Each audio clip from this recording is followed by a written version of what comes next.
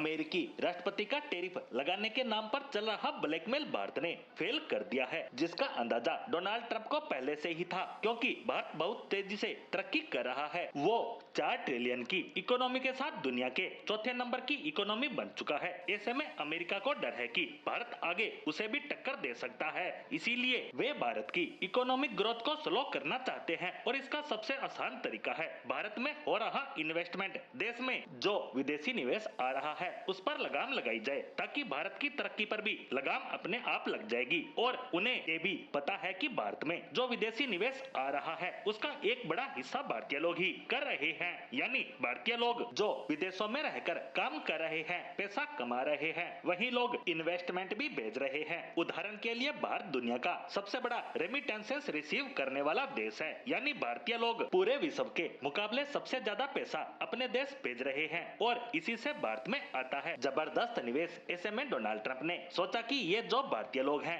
जो हर साल अरबों डॉलर बेचते हैं, इस पर डकैती डाली जाए, जिससे भारत में निवेश भी कम जाएगा और अमेरिका की मोटी कमाई भी होगी। ऐसे में इन्होंने 3.5% का रेमिटेंसेस पर टैक्स भी लगाया, लेकिन ऐसा हुआ नहीं। दरअसल रिपोर्ट आई है कि भारत में जो एफडीआई आ रहा है वो इतना तेजी से बढ़ा है कि एक महीने के अंदर ही 8.5 अरब डॉलर से ज्यादा पैसा आ चुका है, जो कि सिर्फ एक महीने का आंकड़ा है। साथ ही जो एनआरआई का भारत में इन्वेस्टमेंट होता है वो कम होता भी दिख रहा है, लेकिन इसका असर भारत के इन्वेस्टमेंट फ्लो पर होता नहीं दिख रहा, क्योंकि डोनाल्ड ट्रंप भारतीय लोगों को तो भारत में पैसा भेजने से रोक सकते हैं, लेकिन अपने लोगों को नहीं। दरअसल अमेरिकी लोग और वहाँ के बड़े बड़े इन्वेस्टर दबा के भारत पैसा भेज रहे हैं, क्योंकि उनको पता है कि चीन की मार्केट और ज्यादा नहीं बढ़ने वाली। वो अब ऑल टाइम हाई पर तो चला ही गया है, वो पीक कर चुका है। अब वहाँ उनका लगाया पैसा ज्यादा रिटर्न नहीं दे पाएगा। वहीं अमेरिका अब वो घोड़ा है जो